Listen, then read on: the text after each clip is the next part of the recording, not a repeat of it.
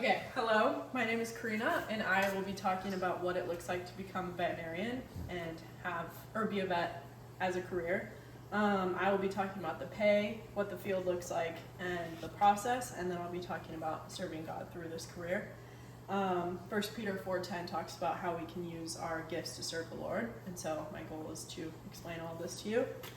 Are you wondering what it looks like to become a veterinarian? Well, I have gained knowledge in this area because I'm a pre-veterinary major. I've talked to countless professors, vets, and I've actually gone through a couple of application processes, so I can give you more knowledge on this area. So, if you love animals, you want job security, this job might be for you. So let's see if becoming a vet is the right thing for you. So, what does it look like to become a vet, and how does one become one? Well, Indeed actually talks about how the average pay in Virginia is $117,000 a year. This can vary if you're a large animal or a small animal vet. It also varies in the state that you're in, that you're practicing in. So I'll just start from the beginning. So you have to have an undergraduate degree in pre-veterinary medicine, and it is called pre-veterinary medicine or zoology, and you basically just have to take a bunch of classes according to your vet school of choice. And so what you really want to do, and this is guidance that I got, was you really want to pick a school that you want to apply to in vet school, and you want to base all of your classes off of what they require, because if you just do a basic zoology career through your undergraduate, you may miss some classes that these schools require. And so a good foundation is to just base it off of the school that you want. And then once you, during undergrad, you want to be collecting as much experience as you can. And so that might look like working with animals. It also, there's a huge requirement in working with large and small animal vets, and you want to get as much experience as you can. So if you can work with a large and a small animal vet, then that would be ideal. And so working with both of these, a large and a small animal vet, it would give you a really good resume, because when you apply, you can say that you've had experience in both. And so the application process, you really just want to look sorry. You really just want to look at the resume, and you want to see that these kids do have a lot of experience in their area, and so working with a vet is one of those things that you can do.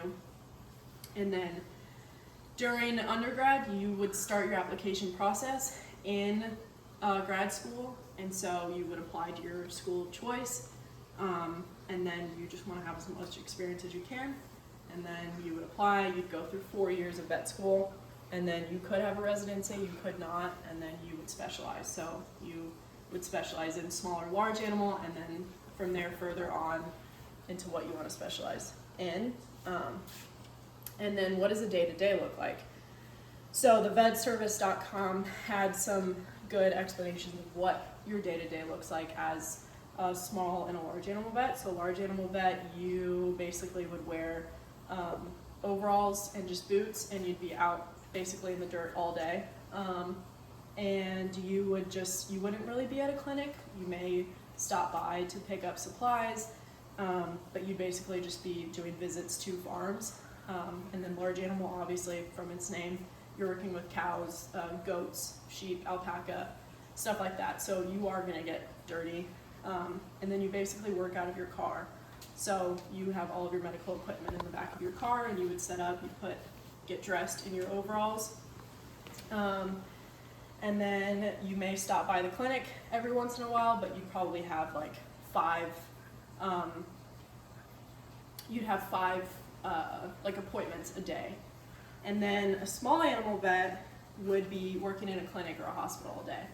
And so if you work in a clinic or a hospital all day, you would basically just, it depends on what you are. So if you are a large or a small animal vet, then you probably would just be working with people and their dogs 15 minutes or so during the appointment, because a vet tech would do your initial appointment, and they would do basically all the dirty work for you.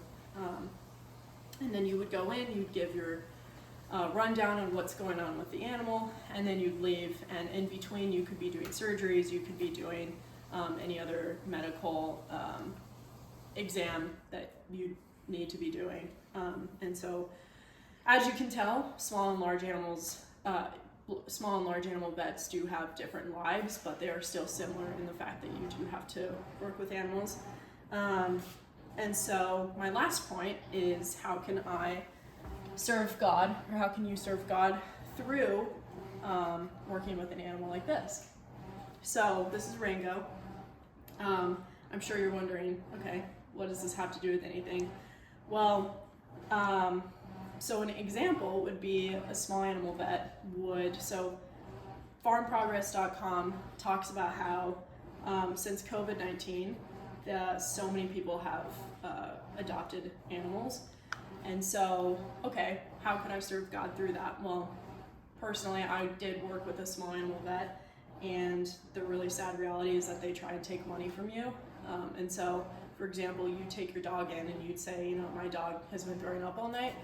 Well, if you're dishonest enough, which most people are, they would tell you that, your dog's throwing up because it probably has parasites. So you need to get an $150 exam to test their blood. And then on top of that, you want to make sure they don't have pancreatic cancer, for example. So you want to get an exam on that done. That's another $250. And on top of that, you want to make sure that they're dewormed. So they will try and pull as much money as they can out of you in order to really, and they know that you love this animal and they know that you do anything for this animal, so they use that 110%. So I can serve God, and you can serve God through being a small animal by basically just being honest. And we know that animals and pets are super important in our world, and they provide a lot of emotional and physical support. So we can serve God through that. And then an example of a large animal vet would be that, as you know, large animals, cows, farm animals, are very necessary in our world, and they provide food, and they provide milk and meat and lots of other things. And so a lot of people actually around the world, this is their only source of income. And so if I can serve God through helping these people create a successful farm and successful business, then it would be very beneficial for these people. And so I've actually experienced this working in an internship in South America. There's a lot of farmers that need a lot of help, and they don't really know what they're doing, but this is their only source of income. So that's how you can serve God through being a large animal. And so as you can tell, it's a fun job. You get to work with animals like this. It pays really well, and this might be a great option for you. So thank you. That's all I had.